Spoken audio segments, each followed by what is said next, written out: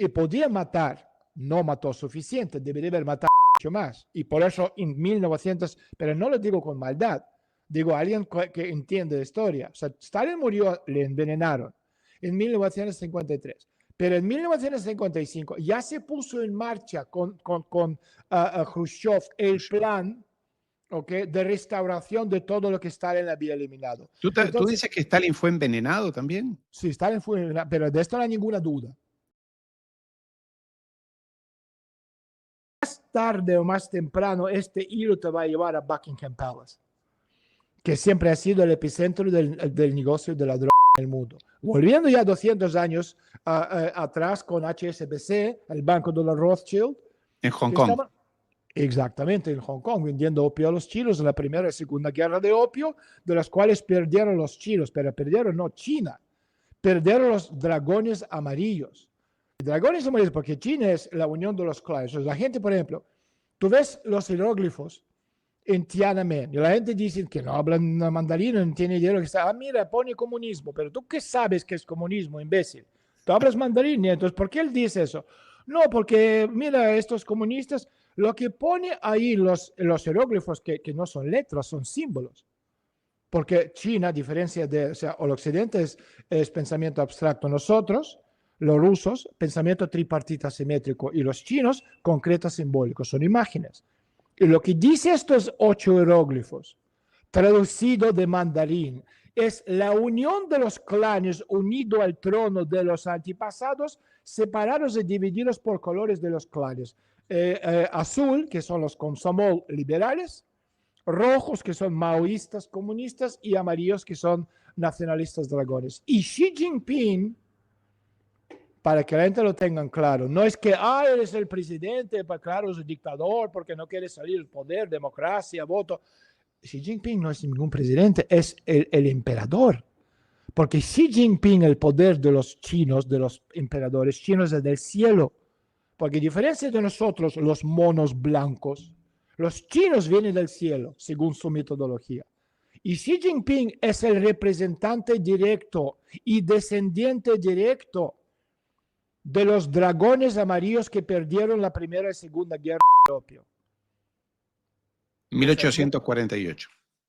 Primero y exacto. O sea, es decir, el mundo de invisible que se hace visible, el mundo de signos y señales. Ahora, Daniel, vos acabás de decir que estos malditos preparan una guerra contra Rusia y que, como bien has dicho, me parece que la historia enseña que van al fracaso. Y tú que conoces aquel lado también, ¿y qué piensa Rusia, qué piensa el Kremlin, qué piensa Putin, la élite que gobierna tanto en la política como en la economía de Rusia? ¿Se prepara para esa contingencia o nuevamente, ingenuamente, está entrando en el juego de Occidente? Es que Rusia no es un país homogéneo. De la misma forma que Estados Unidos no es un país homogéneo. Exacto. Tú tienes los que se odian entre sí. Entonces, la élite rusa es absolutamente pro-occidental. Y darían cualquier cosa para quitarle a Putin del medio, porque su dinero, ¿dónde está? En Londres. Y Londres está diciendo, tu dinero está congelado. ¿Quieres que te devolvemos los 8.000 millones que tú robaste? Bueno, pues quita del medio a Putin. Y ya van intentando. Lo que pasa es que Putin ahora mismo tiene el poder de un emperador. Es el mismo poder que tenía Stalin en su época.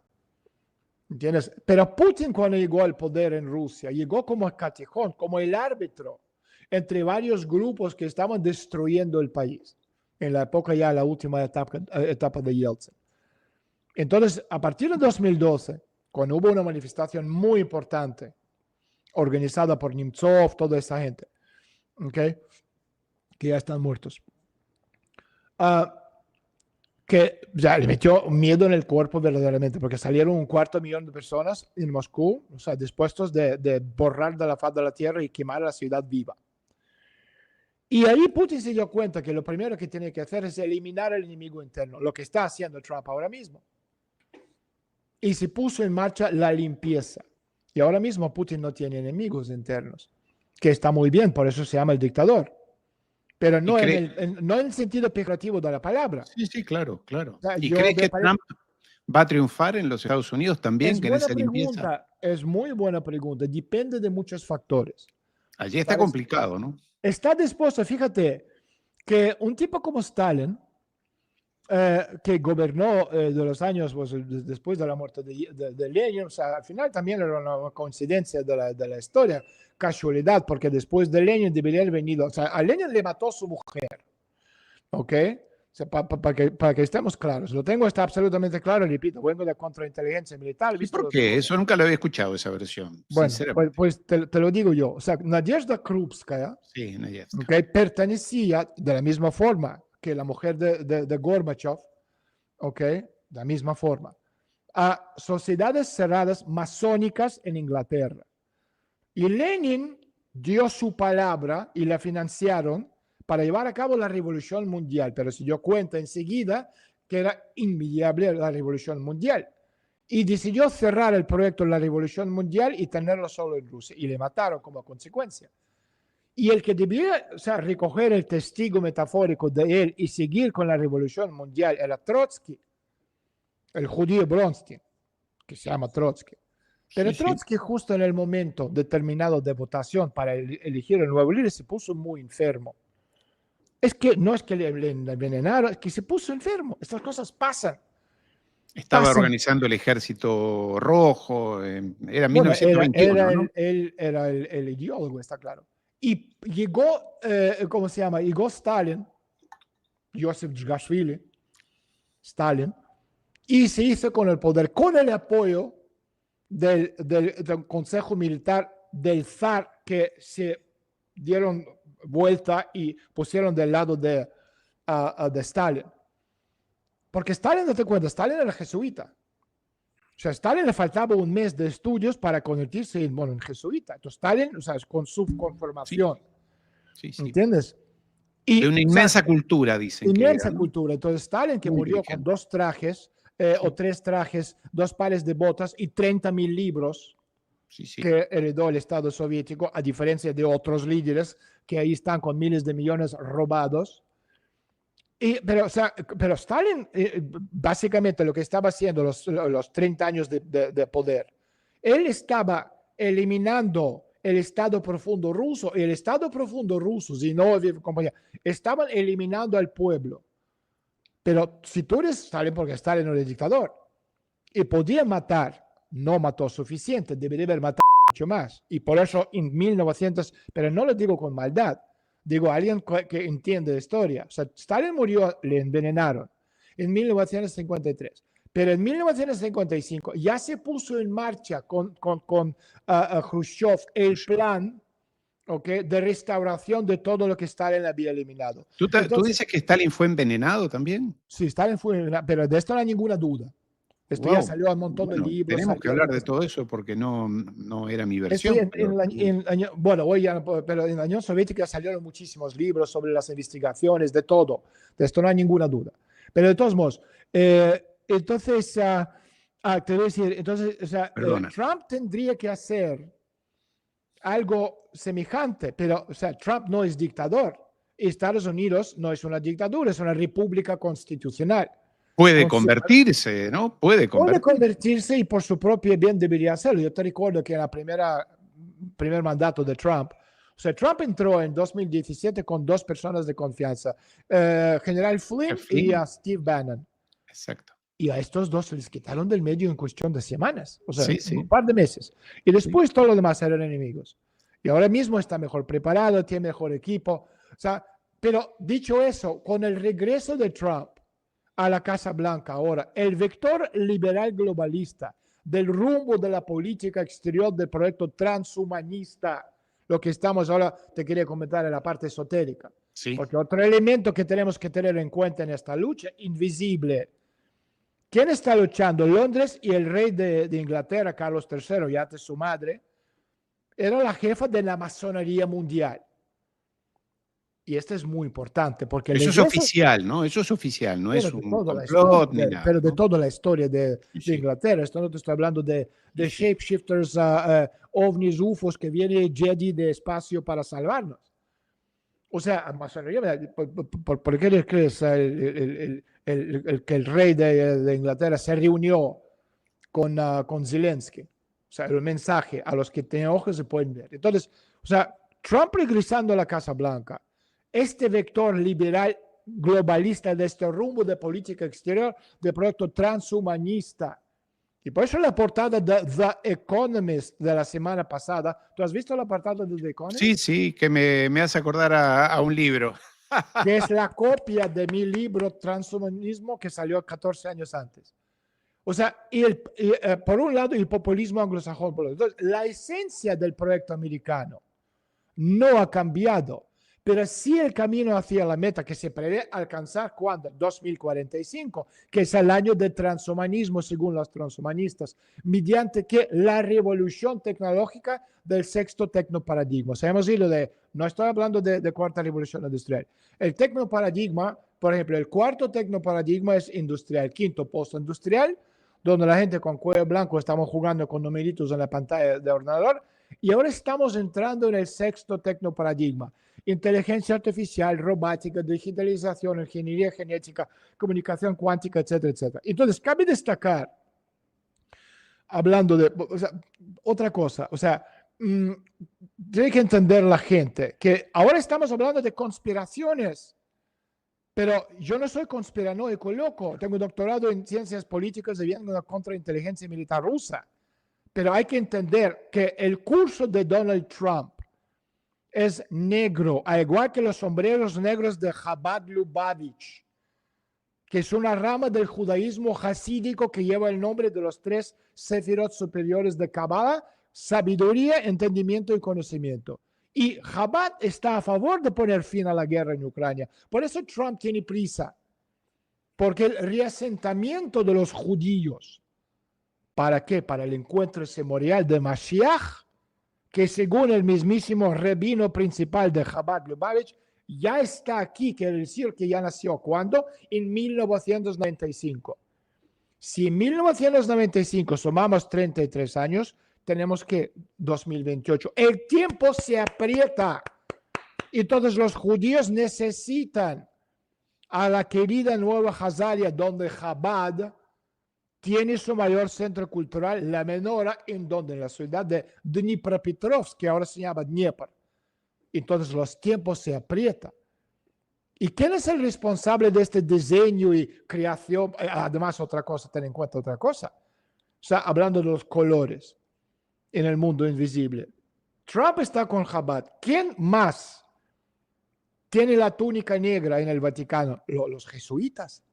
Es el mismo equipo. Y por eso en Europa tú estás viendo el renacer del Cuarto Reich, el Imperio Romano de naciones germánicas. Lo estamos viendo ahora mismo. Los tiempos aprietan y a lo mejor una persona que vende patatas fritas o arepas o hamburguesas en la calle, ¿okay? Y sigue algún partido de fútbol, no entiende nada de lo que estoy diciendo, pero la gente, hablando del mundo esotérico, Pero entienden muy bien. parece que Putin también está bajo la influencia de los Lubavitch, ¿no? No, no es que está bajo la influencia de nadie. Lo que pasa que esta parte, hablando de los judíos de Lubavitch, comparte plenamente, aprietan los tiempos y Putin ha tenido un acuerdo con Chabad Lubavitch, no de ahora, de hace muchísimo tiempo. Sí. Okay. Ayudaría de la misma forma que, Stalin intentó en los años 40, post Segunda Guerra Mundial, de meter a los judíos. Ellos querían Crimea, pero Stalin dijo que no. Entonces le quería meter en Birebizhan, que está ahí muy, muy lejos, donde están los dinosaurios, okay, sí, casi al fin del mundo. Okay. Pero esta gente no quería, entonces se cayó el proyecto. Pero el proyecto nunca murió. El objetivo es o sea, la Nueva Hazaria de los judíos de Dnipropetrovsk. Y para eso aprietan los tiempos. Y por eso es tan fundamental llegar a un acuerdo. Dicho eso, Trump y Putin, Chabad, los jesuitas en una parte del Vaticano están de un lado, masones están del otro, con el Imperio Británico, Londres, con los satanistas de Bruselas, etcétera, etcétera. Y eso es una lucha de supervivencia de varios proyectos globales. No se trata de países. Porque la gente le va a decir, ok, entonces, ¿cuáles son de estos son comunistas? No estoy hablando de dividir nada en dos. Se trata de proyectos globales que están por encima de los países. El proyecto global se define por tres características. Uno, okay, la parte conceptual. Por ejemplo, el Vaticano es un proyecto civilizatorio global que tiene 2000 años conceptualmente un proyecto. También los chinos, taoístas, los judíos, pero no sionistas en Israel. Esto no es un proyecto, sino cabalistas. La segunda parte es servicios de inteligencia independientes. El Vaticano tiene el mejor del mundo, Unión Santo. El tercero es la parte financiera independiente. Y estos tienen 2000 años de amasar la riqueza. Y por eso, por ejemplo, Japón o Alemania no puede ser un proyecto porque están absolutamente controlados bajo el yugo de Estados Unidos. Entonces hay varios proyectos globales y la lucha ahora mismo va mucho más allá de los países. Y tú tienes estos proyectos globales que luchan entre sí para decidir el futuro del mundo. Daniel, un tema que ha tomado una dimensión y una envergadura increíble en estos días es la revelación o desclasificación de una gran parte de los papeles referidos o los documentos referidos al asesinato de Kennedy, que no quiero entrar en eso, pero una cosa que me llama la atención es que en todos ellos aparece el nombre, el concepto, las referencias a Israel y el Mossad. ¿A ti te sorprende, siendo que vienes del ámbito de la inteligencia, que ahora todo el mundo está hablando del Mossad, lo mató el Mossad, tema que ya sabía? No me sorprende para nada, por un lado, pero por otro lado también, date cuenta de una cosa, no tenemos ninguna certeza que estos documentos son originales. Okay. Esto hay que comprobar, y viniendo de contrainteligencia, te puedo decir que nosotros, y no solo nosotros, en la KGB, o sea, los soviéticos siempre han tenido, o sea, una capacidad de crear documentos falsos que te parecen más originales que los originales. Entonces, yo no veo que nadie está comprobando si los documentos son originales, y han tenido 60 años para cambiar los documentos.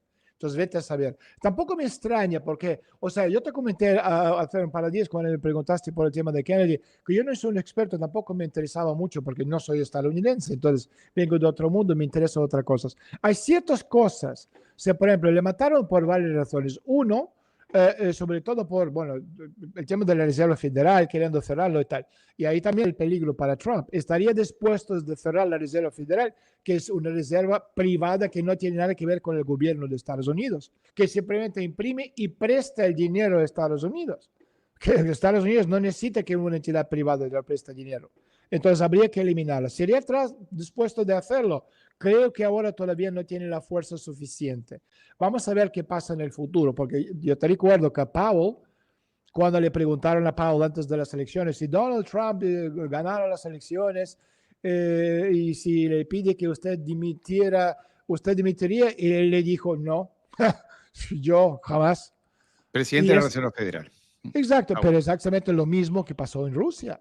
O sea, tú tienes una tipa, Elvira Nabiulina, que es la directora del Banco Central Ruso, que lleva 12 años. Fue la que ubicó los 300.000 millones fuera, ¿no? Que nadie explica de dónde. Exactamente, totalmente. Los 300.000 millones de dólares, 300 billones, billion en inglés, están en el occidente por culpa suya. 13 años lleva la tipa como la directora del Banco Central destruyendo la economía. Tipos de interés en Rusia son 24%. Si tú quieres comprar una casa, son 30%. El pequeño y mediano negocio no existe. Si no me equivoco, o sea, el año 2015, si no me equivoco, el año pasado, hace 2 años, le dieron la medallita de mejor banquera del mundo. Pero no porque mejor banquera del mundo, sino que es la mejor banquera que está haciendo el trabajo de destruir la economía de su país. Es una traidora y Putin no lo puede tocar como Trump. Putin la felicita, yo he visto que la ha felicitado. Es complicado, yo te lo voy a explicar. O sea, si Putin le quitara del medio, ¿okay? Porque ella quería salir. Cuando empezó la guerra, ella quería salir y Putin no la dejó. No le dijo, no, tú aquí. Metiste en eso y no te sales hasta que yo digo el orden. Si Putin decidiera quitar del medio a Nabiulina, porque en Rusia tenemos a muchos grandes economistas, como por ejemplo Glaziev, sí, ¿okay? Sí. Entonces, y pusiera a Glaziev en lugar de Nabiulina, el Fondo Monetario Internacional, de forma inmediata, emitiría un informe. El informe diría, el nuevo director general del Banco Central ruso, tal Glasio, pues, es un incompetente. Y la consecuencia de esta carta del Fondo Monetario Internacional, que ¿cómo se llama? La prima de riesgo de Rusia, o sea, subía a la estratosfera. Y como las empresas privadas, como Rosneft, etcétera, etcétera, no pueden tener un rating crediticio más alto que el gobierno soberano, ni en Rusia ni en ningún otro país del mundo, la economía rusa se quebraría en 24 horas, porque ninguna de estas empresas podría pedir un crédito en ninguna parte del mundo. Y por eso Putin no le puede quitar del medio. Hay acuerdos, obviamente, entre Putin y gobiernos de otros países. Por ejemplo, esto yo no lo sé, pero supongo. O sea, le dicen a Putin, tú no le puedes quitar del medio. Sabemos que está haciendo daño a la economía, pero a cambio que tú no la quitas a la Biulen del medio, esta flota invisible que está transportando gas, petróleo, no sé qué, no sé cuándo, no lo vamos a tocar. Otra cosa que tenéis ustedes que donde estáis sacando provecho con las sanciones ahora mismo, tampoco lo vamos a tocar. ¿O tú crees que con 30.000 sanciones, con la economía como es a nivel mundial, esa gente no sabe lo que están haciendo los rusos? Claro que lo saben. Por eso Putin no le puede tocar y por eso Trump no puede tocar. ¿En qué momento podría Putin quitar del medio una biulina? En el momento que Trump rompe la espalda, ¿ok?, del liberalismo satánico planetario. Y por eso lo que tú estás viendo con Doge, o sea, el nombre Doge en sí te recuerda de la Venecia negra, ¿ok? Y te voy a decir, no es acrónimo, por eso da igual lo que es. Si uno conoce la historia y conoce lo que ha sido la Venecia, ¿ok?, como el anti de Inglaterra, imperio principal, por muy pequeño que sea el territorio, esto es lo que era Doge. El Y Doge ahora era mismo, el jefe de la señoría, digamos, el exacto, presidente, la autoridad exacto, máxima. totalmente, de esta nobleza veneciana. Entonces, ahora mismo tú estás viendo cómo están eliminando USA, la National Down of Democracy, están yendo por Soros, etcétera, etcétera, etcétera. O sea, necesitan quitar del medio el recurso financiero de esa gente para poder eliminar su capacidad de hacer frente. Y por eso Europa está diciendo, bueno, lo pagamos nosotros. ¿Con quién lo vas a pagar? Alemania está imprimiendo 1 billón, o sea, 1 trillón en inglés, de dólares o de euros para apoyar el esfuerzo de guerra. Pero el problema es otra, Ariel. O sea, tú tienes una deuda planetaria de 4 cuadrillones de dólares en inglés, no quadrillion. En español sería 4 Cuatro, trillones, es 15 ceros. O sí, sea, billones en miles trillones. de billones, sí. Ok, pero bueno, en inglés 4 quadrillion, o sea, 15 ceros. Es una cantidad impagable. Entonces, o sea, si tú eres la élite mundial y necesitas desgravar las deudas y responsabilidades, ¿cómo lo haces? O sea, borrón y cuenta nueva, tú vas a hacerlo vía fuerza mayor.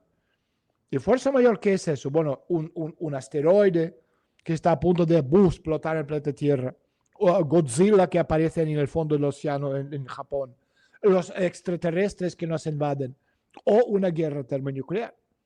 Ahora, Porque si tú dices que Trump puede luchar contra ese estado profundo, qué tiene para proponer? ¿Qué propone él? ¿Cuál es la opción? Porque es es lo que mismo este con es diferente muy, color.